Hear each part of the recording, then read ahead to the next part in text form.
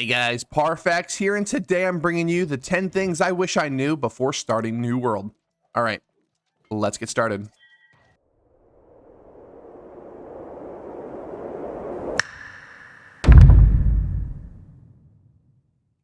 All right, so we're here in New World, and I'm going to help you guys out by giving you the 10 things that I wish I knew when starting New World.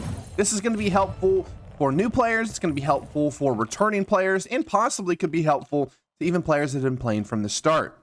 Now, let me know in the comment section down below where I went wrong, what did I miss? There's a lot of things I could have put here. I could probably have done 50 different things, but we picked 10 things.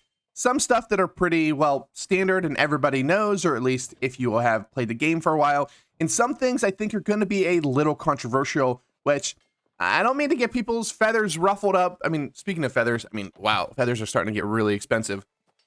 But I just wanted to help some players out and give you a few things that maybe you haven't thought of.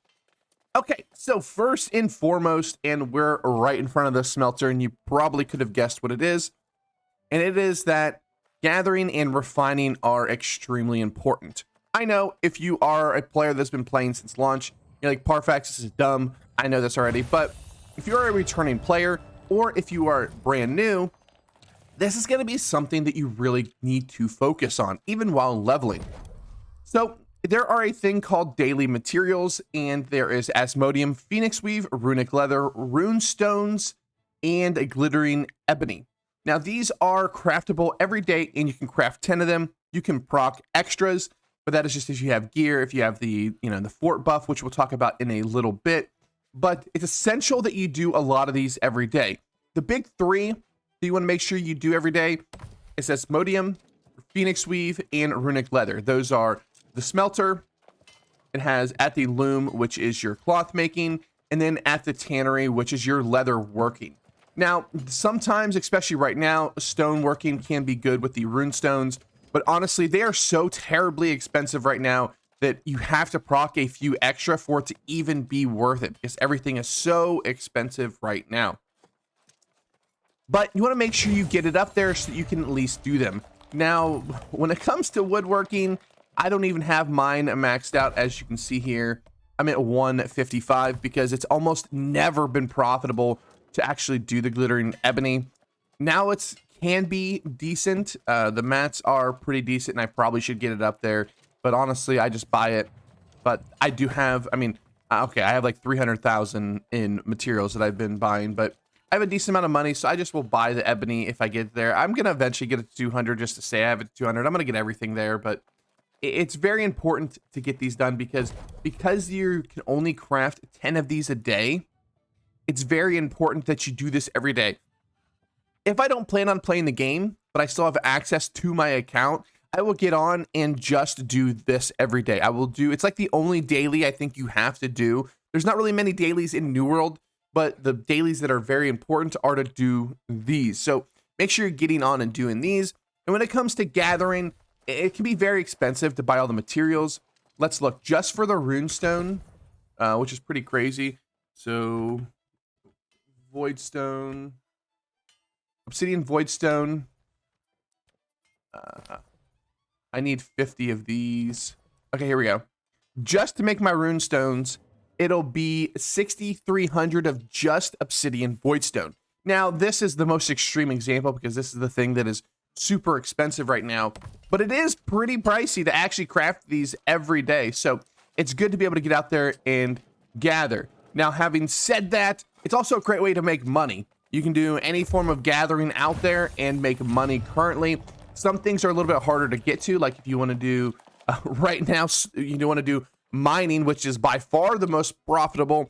Ori and Lodestone are pretty compact, or not pretty compact, but they're pretty, farmed. There's pretty much somebody at every single node all the time. So it's really hard to get your hands on it, but you can do lower level stuff. And the more that you level these up, all the way up to 200, you actually get bonuses for it. So you'll get more material, you will mine faster, etc. So make sure you get both of these leveled up as fast as possible. Next is going to be something that I don't think a lot of people think of, and that is make sure that you pick one zone and call it your home. If you have absolutely no idea what I'm talking about the territory standing. So what territory standing is it gives you benefits for being in a specific zone. You can see here we have a decrease on trading tax, a decrease on your property tax. We have a gathering speed increase. We have a station, which is like your crafting stations, be decreased. We get extra storage. We earn more faction reputation while in that city. We can own houses, and we can get more territory gain. Now, right here, we're not really worried about the territory gain and faction tokens. If you want to do this type of thing, then I would do it particularly in Reekwater, especially the faction tokens, because it's got some pretty big token gain, or maybe up in Brightwood. Those are probably the two areas to do it that are the best. But when it comes to everything else, I like to have one zone to call home. Windsward to Everfall are where typically people do it, but I really like Monarch, especially next patch when we get the castle. And you see here, it's pretty close here. I'm at 68 and 61. And Monarch used to be really low for me, but I started doing all of my cooking there, and it really leveled it up pretty quickly. So you want to make sure you do all your refining and all of your crafting in an area that you want to call home. Because you want to get those taxes up. And there gets to be a certain point where you don't really need to do it. Once you get into the 60s, you do get a benefit for going higher, especially the storage. The storage is one of the big things. But honestly, you don't need it that high. You do need to get your towns to 30 before you can buy the biggest house as of right now. So I suggest getting most places to 30. I know I'm really bad down here. You see, I never go to First Light, Weavers, Restless, Morningdale that much. But I really need to at least get Reekwater and Cutlass up one more level so that I can get to 30. So if I want to buy a house down there, I can. I had a house in Cutlass for a while, but you want to make sure you level it up because you want to just get the decrease in taxes and everything like that. So do all your crafting and refining in one area until you get it, I would say, at least to 60, and you can have a nice, good base location. People don't jack up the taxes too much, and if they do, just go somewhere else. You're going to lose a little bit of money, but you lose way more money doing it that way. All right, next thing I want to talk about is your weight. No, I'm not talking about IRL. I'm talking about in-game. Now, when it comes to weight, I've actually had a lot of new players and some older players really get a little bit confused on the weight system. So we're going to go over it right here. So there are 3 different equip loads is what they call them here. We have light, medium, and heavy. You can see here on the screen the benefits. Essentially, if you're in light, your stamina costs 50, consumes 50 stamina. You deal 20% extra damage, and you get 30% extra healing. In medium, your dodges consume 40 stamina, and you have a base stamina pool of 100, so that gives you right off the bat an extra dodge. And crowd control debuffs you do last 10% longer, and you deal 10% more bonus damage. And then while in heavy, your dodges go back to consuming 50 stamina, and your block stability is increased by 15%. And then the crowd control debuffs you apply last 20% longer, and you have negative 30 healing. So if you're a heavy healer, you're going to heal for 30% less. Now, the one thing they don't really state on here very well is there actually weight. So in order, you can see here on your bar to the left, that 13, if you hit 13 weight, you are now in medium. And once you hit 23 weight, you are in heavy. So you want to get to 12.9, which it's not possible. 12.7 is the best you can do. And then you want to get to 22.9 like we are right here. Now, to get there, there's a couple different ways. So we're first going to talk about light. So let's go ahead and take the shield off. Let's take all this gear off. So the standard light equip load, actually we could put that back on, is a medium chest piece and then light everything else. So let's go ahead and put on all my light pieces if we can find them. I have light, light, light, and light. So you see here, we're at 12.7. We can't get to 12.9. Now, there is another way to do light, and that would be a light chest piece with medium legs, and then one piece of medium between helm, gloves, and boots. But that gets to 12.6, and you will have a little bit less defenses if you go that way. Now, when it comes to your pieces of gear, you have your chest piece, which is going to give you the most, the most armor, and it's going to weigh the most. You have the second best piece or the second highest armor value in your legs. And then your boots, your gloves, and your helm all weigh and give the exact same amount of resistances. So you can swap these 3 pieces out, but these 2 are different. Now, when it comes to medium, well, okay, well, first let's talk about shield as well. If I put this, put a shield on, boom, I go into medium. What you have to do is you have to take off your medium chest piece and you have to put a light here. So the only way to be in light with a sword and shield is to have a round shield and to go a full set of light.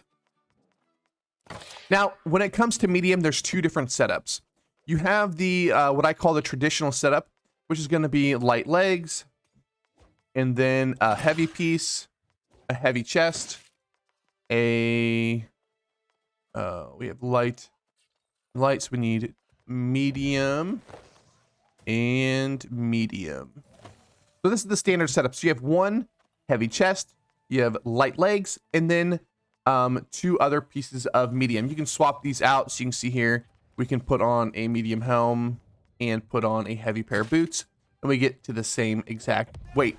This is the standard build set for medium, but there is another setup that could be more beneficial. So instead of doing this, we can do heavy chest, heavy legs, and then we can do 1 piece medium and 2 piece light. So let's put on, where's my light boots? Right there. So in this way, if you're trying to swap between light and medium, you can possibly have 2 different pieces of gear. The reason why this is beneficial is because your light legs, typically you want shirking energy on them. I know I don't have them here, but we do have a pair here. And shirking energy only works if you are in a light equip load. So if you do have a pair of shirking energy legs, you might as well just do this setup over the light leg setup. But if you're like me and maybe you have a decent pair of light legs that don't have it, maybe you have like resilient shirking fort and refreshing on them, then I like it the other way where you put the light leg. So honestly, it's up to you. There's no difference. Now, if you want to put on a shield, I suggest a round shield. I don't ever suggest anybody to do a kite shield. I think kite shield, it's a kite shield in all medium is your equip load. But if you want to do the round shield, this is your setup. What are we missing? Oh, we're missing my gloves. Okay, so you can run on your small pieces, 2 pieces of heavy, and then you have light legs, and then a medium chest, and another piece of medium.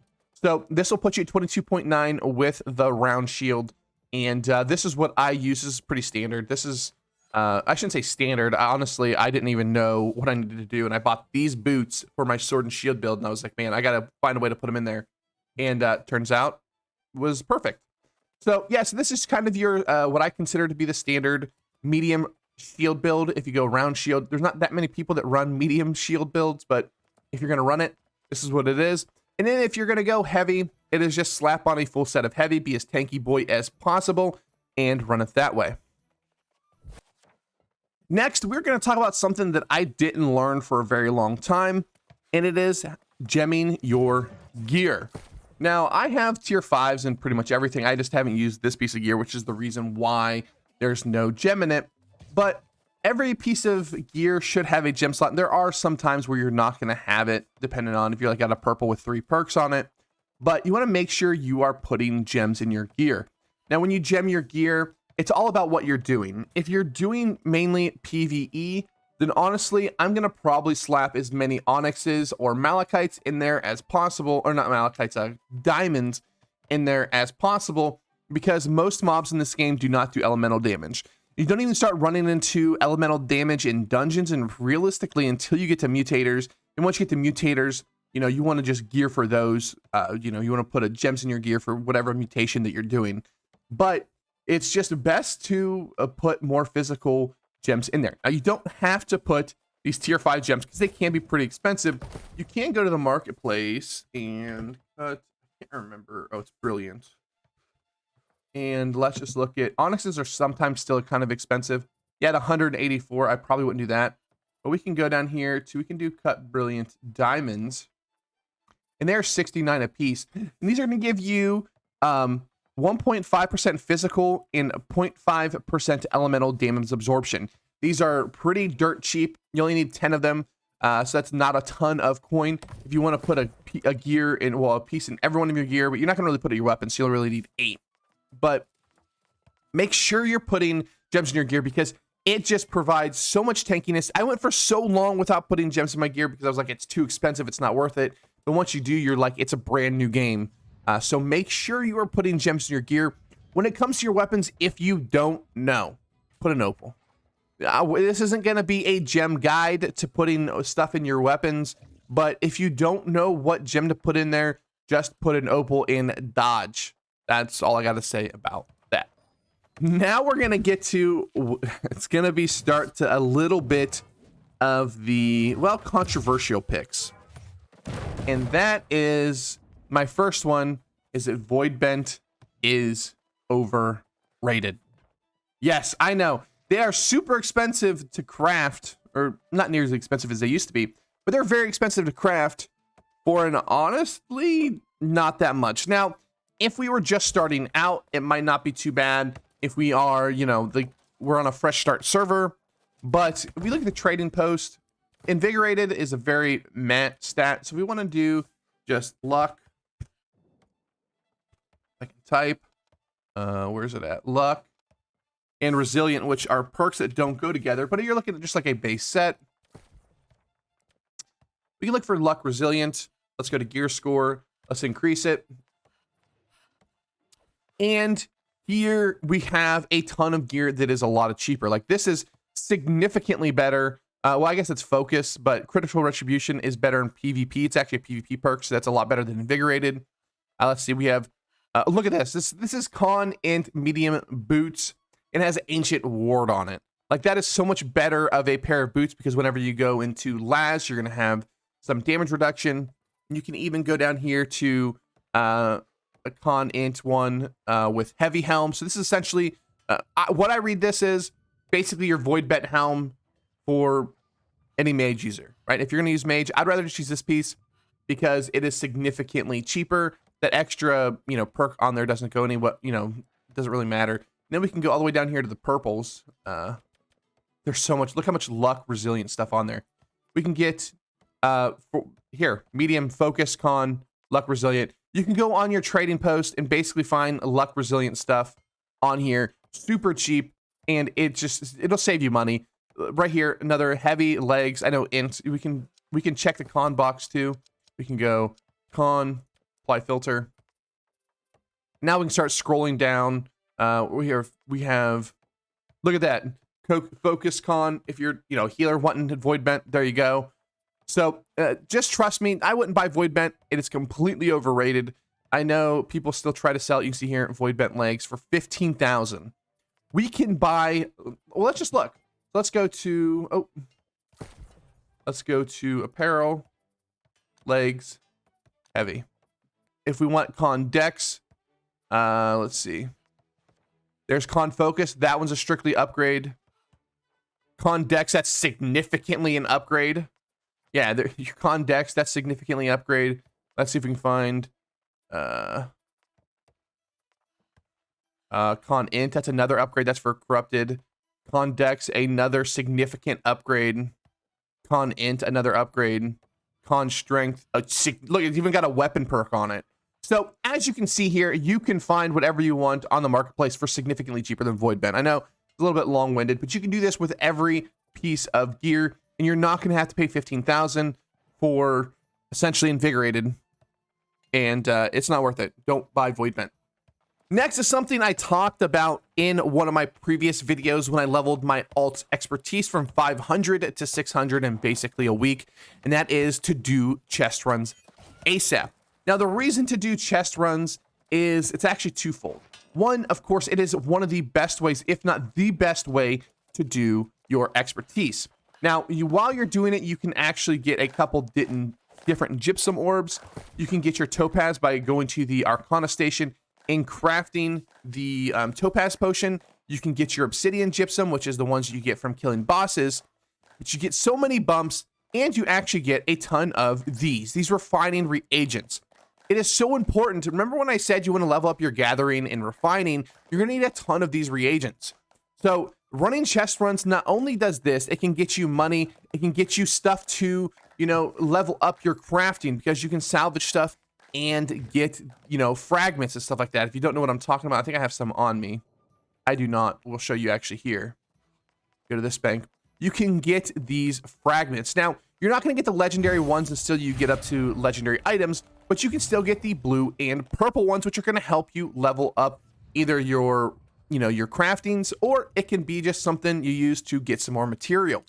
So do chest runs, chest runs, chest runs. If you can log on a new character and you're trying to still level your expertise, and if I can do one thing a day, it's going to be chest runs. I'm going to do chest runs. They are so valuable. Do a full world tour if you can. You'll get upwards of like 10 to 12 bumps.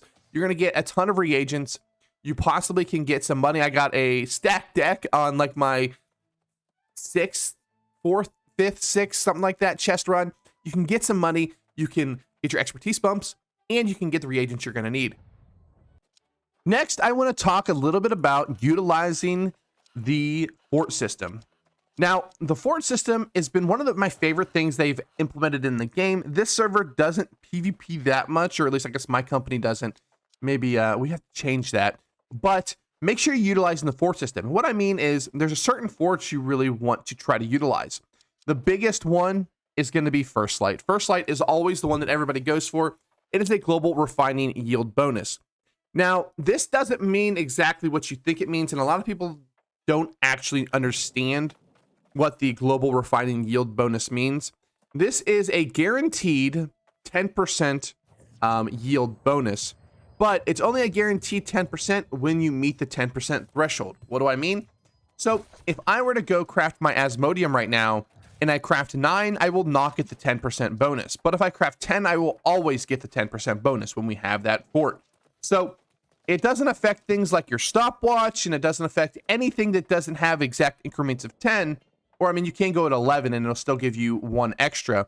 But it is very important if you're doing your refining, if you're doing your daily cooldowns, to have this. I haven't done mine yet, so this is paining me a little bit to see that this is, you know, in conflict here, because by the time I'm done with this video, I will have to go retake it. But make sure you're utilizing that one. Another one, especially for newer players, is actually this one, the Restless Shore. So you have free fast travel. Oh, someone is contesting it.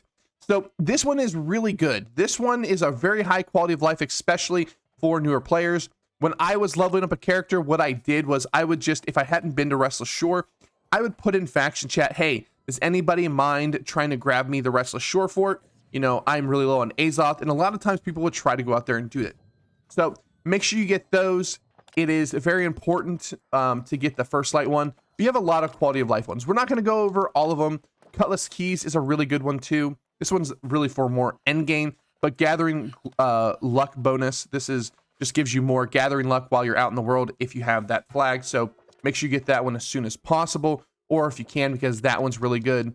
But those are the biggest ones. There's one that gives you like free camp, and you get some other stuff as well. There's a PvP experience one, and I think there's actually an overall experience one. But the First Light and the Restless ones are probably the two best while you're leveling, because they're really good, high quality of life ones. Next, I have a feeling we're about to get pretty controversial. We're going to talk a little bit about the PvP reward track. Now, if you don't plan on doing PvP, you can probably just skip this right off the bat.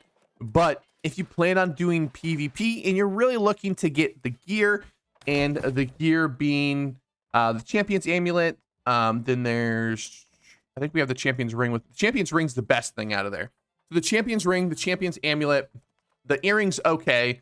But we also have a lot of the gear here. We have like, each set has a light, medium, and heavy, and it has a weapon. I have the Champion Sword here, which is absolutely crazy good. But if you're looking to get these pieces of gear, trust me on this. I got into an argument with somebody the other day about this, but trust me, I have your best interest in mind. So when it comes to the PvP reward track, there's something that you should be doing, or, well, shouldn't be doing. So let's look at emblems and rewards. So when you go to level your PvP reward track, you want to make sure you get to bronze as soon as possible. The reason for this is we start getting named equipment. Now, what we actually want to do here is we want to wait to get into bronze until we have our expertise maxed. Now, I know before you go to storm the comments and say, Parfax, you're dumb, you're wrong, blah, blah, blah, blah, blah. Hear me out. So as somebody who has completed 114 tracks, we are not that terribly far away. We're over halfway to a star medal. I know people that are in star medal in one of my old guilds. But the problem with this system is you get, I keep clicking off of it, 80% of your named items between bronze and silver. There's so little rewards that you can get here between bronze and silver that it gives you sometimes 2 or 3 named items on a PvP track. So it is very imperative that while you're on this bronze to silver page, you're trying to go from bronze to silver, that you have your expertise maxed. If you do not, and by max, I mean just 600. If you do not, you run the risk of getting an item that's only going to pop up once and never getting it again. There are still items at 114 that I have not gotten. I have not gotten the hatchet. It is one of the items that I really, really wanted, but it is one of the ones I have never gotten. I am 114 and I haven't gotten it. Now, there's a couple items that I only got one of. I only got the bow once. I got the bow in track 6. I also got the medium chest piece once. I got it in track 6. If I wouldn't have had my expertise maxed, I wouldn't have been able to get the bow or the chest piece. So, I know this is controversial, but do not level past bronze. Do not even go into bronze until you get your expertise maxed, because it doesn't take that long to get it there. You can get to 600. Now, if you get everything that you think you're ever going to want, the weapons are probably the least important. Make sure you get your ring, your earring. Well, not your earring's not that big important, but your ring, your necklace, because the champion's amulet is really good too. All your armor and your main weapons.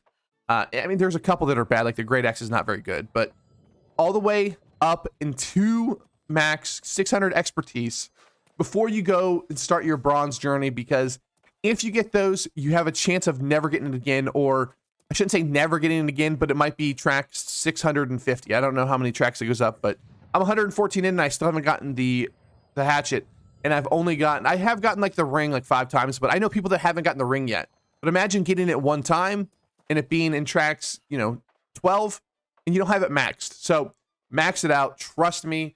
I know people will argue with me on this, but trust me, that is very, very important.